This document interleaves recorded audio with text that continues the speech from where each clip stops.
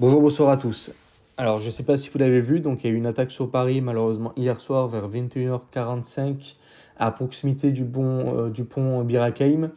Le parquet antiterroriste donc, a été saisi. En même temps, c'est un peu normal, parce que l'assaillant a crié Allah Akbar, source de la police, hein. Donc, cette personne est née en France et connue pour être islamisme radical et trouble psychiatrique. Moi, ce qui m'énerve un peu, c'est qu'à chaque fois, ce genre de personne se fait arrêter, toujours trop psychiatrique, etc.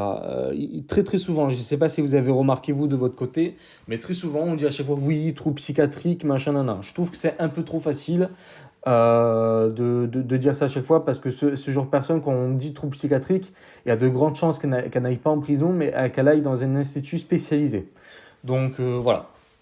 Donc cette personne était aussi donc fiché S et condamnée en 2016, excusez-moi, pour 5 ans de prison pour un projet d'attaque sous contrôle judiciaire depuis aussi 2020.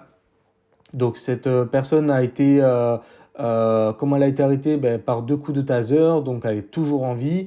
Et d'après Dermanin, elle pourra répondre de ses actes. Je vous avoue que j'y crois pas du tout. Cette personne, comme je vous ai dit, pour moi, va être ou placée dans un institut spécialisé vu qu'elle a des problèmes psychiatriques, ou elle va prendre quelques années de zonzon, et puis elle va ressortir comme d'habitude. Parce qu'à chaque fois, ils prennent quelques années, et pour bonne conduite ou pour surpopulation, ils arrivent quand même à sortir, ils arrivent à refaire donc des actes terroristes. Comme là, hein, cette personne-là, comme j'ai dit juste avant, elle a déjà été arrêtée donc en 2016 pour projet d'acte terroriste, hein. Parlons des victimes, ce qui est le plus important. Première victime qui est décédée, malheureusement, donc c'est un homme de nationalité germano-philippine, né en 1999. Donc c'est un jeune homme, il est comme moi, il a 1 an de moins que moi. Donc c'est vraiment une honte, le mec, il vient sûrement juste pour se faire plaisir, venir voir Paris, parce que Paris est soi-disant la plus belle ville, bon, pas pour moi, mais bon, enfin bref. Donc ce jeune homme, il vient voir, sûrement visiter Paris, et il se fait tuer. Voilà, une vie un jeune homme de 24 ans tué par encore un islamiste. Et parlons des blessés, donc il y a eu 2 blessés, dont un britannique de 66 ans et un français, une française plus précisément de 60 ans. Heureusement, enfin oui et non, il a fait qu'une victime et que 2 blessés. Malheureusement, en France, on n'est plus du tout en sécurité, que ce soit en campagne ou dans les grandes villes, à n'importe quel moment, que ce soit des racailles, des islamistes ou autres, on peut se faire tuer ou blesser. Voilà, c'est la triste réalité de, de, de la France d'aujourd'hui, c'est qu'à cause de Macron et de tous les politiciens qui sont passés avant lui, et des lois et de l'Europe, oui, parce qu'en cause, il y a aussi l'Europe. Eh ben voilà comment est devenue la France. Voilà, c'est triste à dire et moi ça me donne envie d'hurler.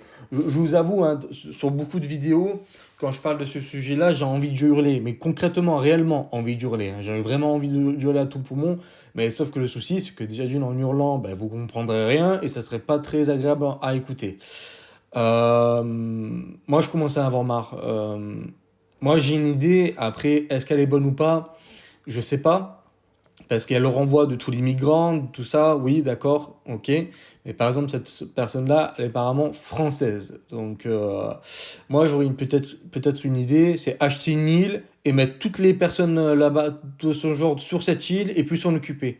Première idée. Et deuxième idée, ça serait en fait d'armer certains civils. Alors, attention, quand je dis d'armer certains civils, c'est par exemple des civils qui sont en stand de tir, qui ont des capacités physiques et psychologique, donc avec des tests physiques et des tests psychologiques avec des professionnels comme des psychiatres, psychologues, etc. Et ces personnes-là donc pourraient porter une arme de catégorie B de type arme de poing, donc de revolver ou pistolet. Je pense que ça serait peut-être à réfléchir. Moi, je suis plutôt pour. Alors oui, il y a un danger, je dis pas le contraire, mais de toute façon, on est déjà en danger de partout. Donc c'est pas en rajoutant un grain de sable, parce que de toute façon le vase il a déjà débordé de toute manière, hein. Il est en train de vomir même le vase. Donc Donc voilà, je pense que ça serait une idée. La première idée est pas mal aussi, mais malheureusement, au niveau des droits de l'homme et tout ça, on n'aurait pas le droit de le faire. Mais au niveau de l'armement de certains, je dis bien certains civils, avec un suivi, je répète encore, avec un suivi psychologique, psychotechnique, etc., je pense que c'est ça à réfléchir réellement. Mais en tout cas, voilà. Et j'ai entendu dire aussi que Dupond-Moretti, comme d'habitude, le fameux garde des Sceaux qui sert à rien, il a dit pas de récupération, pas de récupération. Ah, c'est trop facile de dire ça à chaque fois, hein, voilà. Donc en tout cas, je vous remercie d'avoir écouté la vidéo.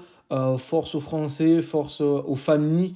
Je suis vraiment navré pour elles, je les soutiens à 100%. Et n'hésitez pas à partager, liker, commenter si vous avez d'autres informations, n'hésitez pas. Et aussi, n'hésitez pas à liker la page TikTok. En tout cas, je vous remercie et à bientôt.